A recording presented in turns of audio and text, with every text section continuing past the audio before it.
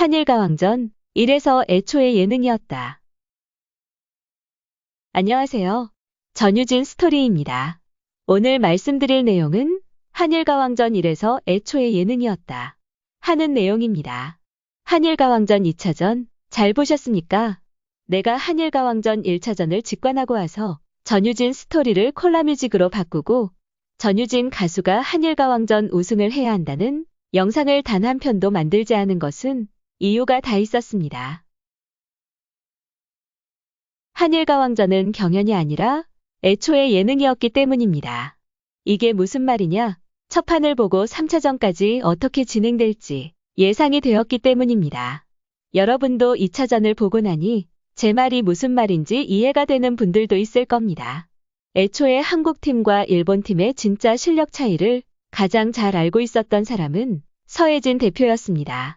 심사위원으로 트롯거린 재팬에 참가했고 한국 가수들과의 실력차를 모두 파악하고 있었습니다.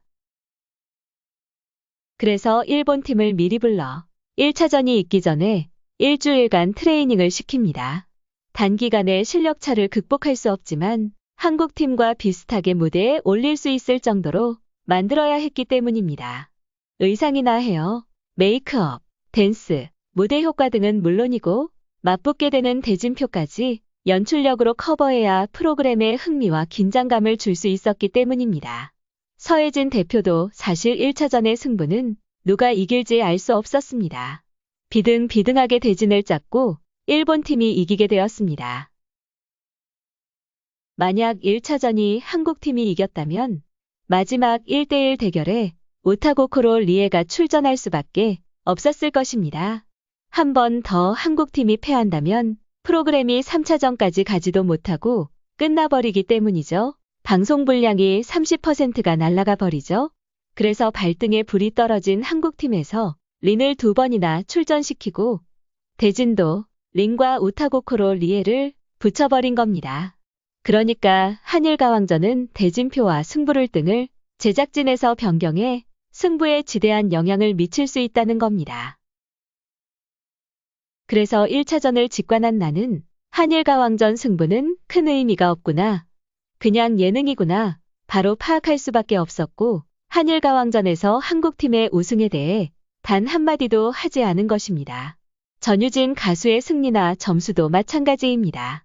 다만 한일가왕전을 시작하는데 처음부터 김 빠지는 소리를 할 수 없으니까 오늘 이렇게 영상을 만드는 것입니다.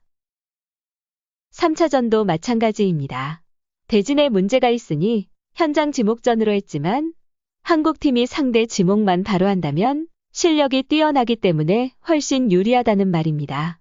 23차전은 예상이 되었기 때문에 방청 신청도 하지 않았습니다. 그러니까 출전 여부나 상대의 대진표 등에 따라서 팀 승리의 기여도가 달라지고 그에 따라 MVP를 선정하게 되는 예능이었다는 말이죠. 한마디로 룰이 개판이란 말입니다.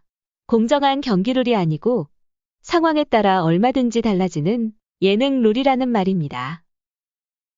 이런 상황을 모른 채 누가 MVP라고 하면 흥분하게 되는 것입니다. 대중들도 2차전까지 보고 나니 예능의 MVP라는 걸 알게 되는 겁니다. 그래서 미리 2차전 끝나고 이 영상을 만드는 것이고 어떤 결과나 안티들의 도발에도 신경 쓸 필요가 없게 되는 것이죠. 논리적으로 설명해보면 하나하나 내 말이 맞지만 안티들이 밑도 끝도 없이 우기면 무반응이 답이라 보입니다. 왜냐하면 서울 콘서트에서도 알 수 있지만 전유진 가수에게 우승자로서 대우를 확실히 하고 있기 때문이죠. 내가 아무 때나 글을 쓰는 것 같지만 하고 싶은 말이 있어도 참을 때가 있고 시기가 되었다 싶으면 해야 할 말을 다 시기에 맞게 하고 있는 겁니다. 방송국 시청률도 나와야 하는데 초장부터 초치는 영상을 만들면 안 되잖아요. 전유진 가수가 출연하는 방송도 잘 돼야 하니까요. 오늘 영상은 여기까지입니다. 3차전 끝나고 나면 안티들이 설칠 테니까 그냥 적당히 웃어주세요. 감사합니다. 다음 영상에서 뵐게요.